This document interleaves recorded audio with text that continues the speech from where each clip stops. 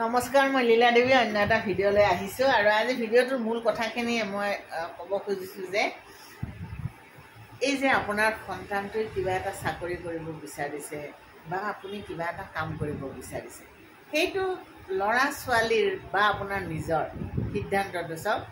আপোনাৰ ল'ৰা ছোৱালীয়ে যিটো কাম কৰি ভাল পায় সেই কামটো কৰিবলৈ তাহাঁতক উৎসাহিত কৰক। মানে মোক এগৰাকীয়ে লগ পাই ক'লে যে তেওঁৰ ল'ৰাটোৱে যিটো কাম কৰিছে সেইটো তেওঁৰ পচন্দ হোৱা নাই, কিন্তু ল'ৰাটো সেইটো কাম কৰি খুব ছেটিছফাইড। আমি 3 Idiots চিনেমাখন নিশ্চয় চাইছোঁ প্ৰত্যেকে, যে ল'ৰা ছোৱালীয়ে যিটো কাম কৰি ছেটিছফাইড হয়, টকাৰে নুজুখিবচোন চব কথা। আজিকালি আমাৰ এটা মানুহৰ কি হৈছে, প্ৰথম দৰমহা কিমান পায়, মাই গড, একদম বেছি দৰমহা পালে সাংঘাতিক, কম দৰমহা পোৱা কামটো যেন কোনো কামেই নহয়। আৰু বেছি দৰমহা পায়ো যদি মানুহজন ছেটিছফাইড হ'ব নোৱাৰে, তেওঁ শৰীৰক যত্ন ল'ব নোৱাৰে, তেওঁ খোৱা শোৱা ভালকৈ কৰিব নোৱাৰে, তেওঁ অনবৰত এটা অশান্তিত থাকে। বেছি দৰমহা পাই কি কৰিব, কিন্তু কম দৰমহাত যদি তেওঁ মনেৰে সুখী হৈ থাকে, তেওঁৰ লাইফষ্টাইলটো সেইখিনিৰে চলাই নিবতো। আমি মাক দেউতাকবিলাকে কি ভাবোঁ যে বহুত টকা দৰমহা পালে তাৰ লাইফষ্টাইলটো চেঞ্জ হ'ব, সি ধুনীয়া এটা জীৱন পাব। কথাটো সেইটো নহয়। কিন্তু কম দৰমহা পোৱা মানুহেও খুব ধুনীয়া জীৱন এটা কটাই আছে আমাৰ সমাজত, আৰু বেছি দৰমহা পোৱা মানুহো এদিন নিঃস্ব হৈ গৈছে। গতিকে দৰমহাটোত বেছি গুৰুত্ব দিব নালাগে, গুৰুত্বটো দিব লাগে সন্তুষ্টিত, যে কামটো কৰি সি সন্তুষ্ট হৈছে, তাই সন্তুষ্ট হৈছে নে নাই। আৰু আপুনিও যিটো কাম কৰে সেই কামটোৰে আপুনি সন্তুষ্ট হৈছেনে, আপোনাৰ পৰিয়াল সন্তুষ্ট হৈছেনে, আপোনাৰ পৰিয়াল, আপোনাৰ সমাজ।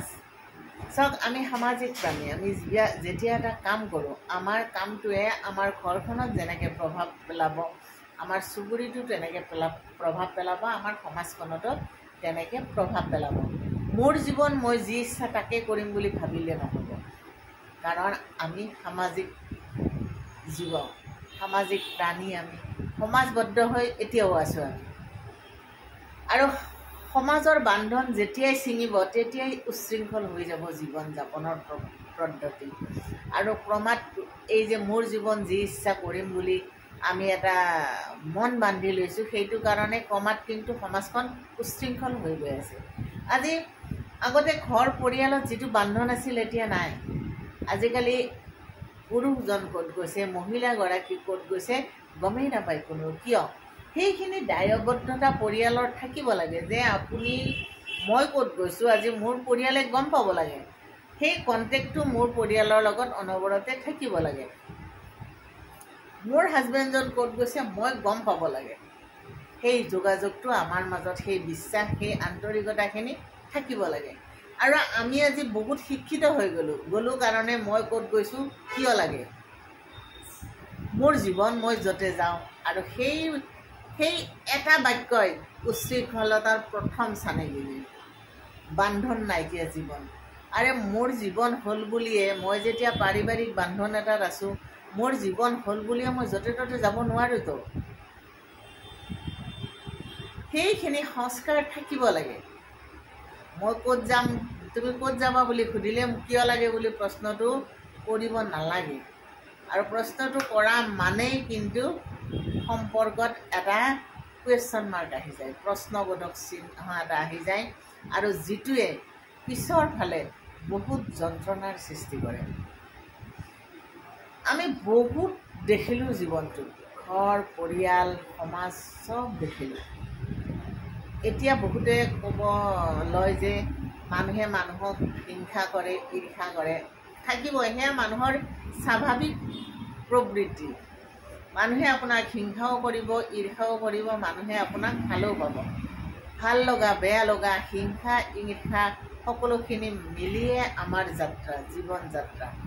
কিন্তু তাৰ মাজত কথা হ'ল, আমাক হিংসা কৰি অন্যায় কিমানখিনি কৰিছে। যদি অন্যায় কৰা নাই তেতিয়াহ'লে সেই হিংসাত আপুনি গুৰুত্ব নিদিব, কাৰণ আপোনাতকৈ পিছ পৰি থকাজনে আপোনাক অলপ হিংসা কৰিবই। সেইখিনি আপুনি উপেক্ষা কৰিব শিকিব লাগিব। কিন্তু তাৰ অৰ্থ এইটো নহয় যে আপুনি তুচ্ছ তাচ্ছিল্য কৰিব, আপোনাতকৈ দুৰ্বলজনক আপুনি বেয়া দৃষ্টিৰে চাব, আপুনি ঠাট্টা কৰিব, আপুনি অলপ আগবাঢ়ি গ'ল তলে। এইটো একেবাৰে বেয়া কথা।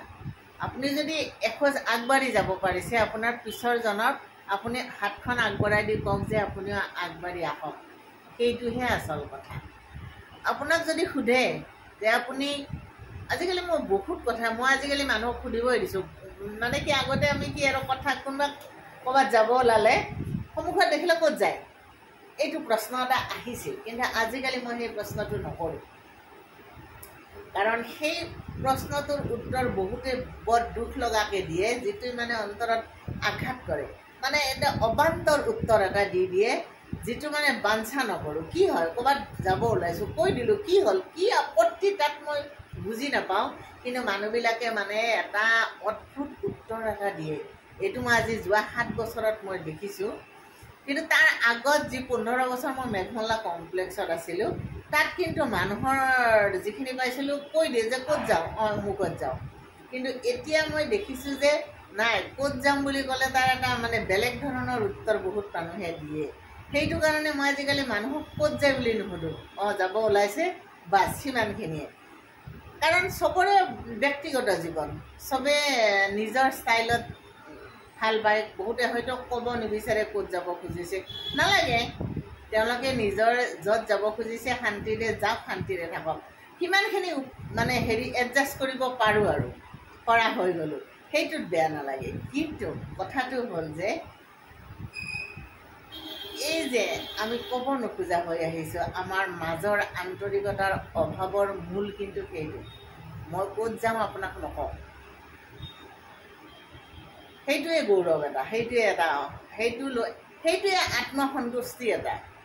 মই কিয় ক'ম মই ক'ত যাওঁ, এই ধৰণৰ মনোভাৱ এটা আমাৰ মাজত লাহে লাহে গঢ়িছে কাৰণে আমাৰ মাজত সেই আন্তৰিকতাবোৰ নোহোৱা হৈ আহিছে।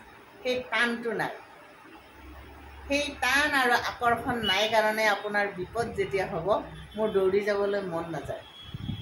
মোৰ যেতিয়া বিপদ হ'ব, মই যদি আপোনাক উপেক্ষা কৰি চলোঁ, মই যদি আজি এটা বিপদত পৰোঁ, আপুনি দৌৰি মোৰ ওচৰলৈ নাহে। কিয় নাহে? আপোনাৰ প্ৰতি মোৰ সেই আকৰ্ষণটো নাই। কাৰণ মই যেতিয়া আপোনাক প্ৰশ্ন এটা কৰিছিলোঁ তাৰ সঠিক উত্তৰ আপুনি মোক দিয়া নাছিল, গতিকে আপোনাৰ প্ৰতি মোৰ প্ৰেম ভাৱ এটা উৎপন্ন হোৱা নাই। প্ৰেম ভাৱৰ উৎপন্ন নোহোৱাটোৱে কিন্তু এই দূৰত্বটোৰ কাৰণ। প্ৰেম যে অকল ল'ৰা ছোৱালীৰ মাজতে হয় সেইটো নহয়, প্ৰেম সকলোৰে মাজতে আছে। প্ৰেমত থাকিব লাগিব বিশ্বাস, আস্থা, ব্যৱহাৰিক যিটো আমাৰ আদান প্ৰদান, সেইটোৰ সুস্থতা। আপোনাৰ সৈতে যেতিয়া মই কথা পাতিম, তাত যদি মৰ্যাদা নাথাকে, তাত যদি সন্মান নাথাকে, তাত যদি আত্মীয়তা নাথাকে, তেতিয়া মই আপোনাৰ লগত কিয় কথা পাতিম কওক? আৰু যেতিয়া মই আপোনাৰ লগত কথা নাপাতোঁ, তাৰমানে আপোনাৰ লগত মোৰ দূৰত্বটো বাঢ়ি গ'ল। দূৰত্বটো বাঢ়ি যোৱা মানে কি, আপোনাৰ ভাল লগা বেয়া লগাবোৰৰ লগত মোৰ কোনো সম্পৰ্কই নাথাকিল। আৰু সেই সম্পৰ্কহীনতাৰ কাৰণে আমি লাহে লাহে ক্ৰমাৎ নিঃসংগ হৈ যাই আছোঁ। আৰু সেইবোৰ কাৰণতে আমি আমাৰ চিন্তাধাৰাবিলাকো সলনি কৰিছোঁ। আমি এতিয়া দৰমহাটোত বেছি গুৰুত্ব দিয়া হৈছোঁ, সন্তুষ্টিটো। কিন্তু সন্তুষ্টিত যদি আমি বেছি গুৰুত্ব দিব যাওঁ, তেতিয়াহ'লে দৰমহাটো আমাৰ কাৰণে একো কথাই নহয়। গতিকে সন্তুষ্টিক গুৰুত্ব দিয়ক, ল'ৰা ছোৱালীৰ মনবোৰক গুৰুত্ব দিয়ক, তাহাঁতৰ জীৱনটো মসৃণভাৱে যদি পাৰ হয়, উগ্ৰতা নালাগে, বেছি উগ্ৰ হ'ব নিদিব। আৰু কিছুমান মাক দেউতাকক মই দেখিছোঁ যে আমাৰ তাত কিবা এটা ভুল হ'ল, আমাৰ তাক কৈ দিম নহয়, সি দিব নহয় শিক্ষা। আৰে কিয়? ল'ৰাটোক আপুনি সেই সামাজিক দাদা কৰিব বিচাৰে নেকি ল'ৰা ছোৱালীহালক? নালাগে, তাহাঁতক সেই মানে উগ্ৰ শিক্ষা আপুনি দিব নালাগে। সেইটো যিটো সমস্যা আপুনি সমাধান কৰিব পাৰে সৰল সহজভাৱে, সেইটোক তাহাঁতক আৱেগিক কৰি তুলি অন্য এটা কথাৰে তাহাঁতক উগ্ৰ কৰি তুলিব নোৱাৰে। এই উগ্ৰতাই আমাৰ সমাজখন কিন্তু লাহে লাহে ধ্বংস কৰি আনিছে।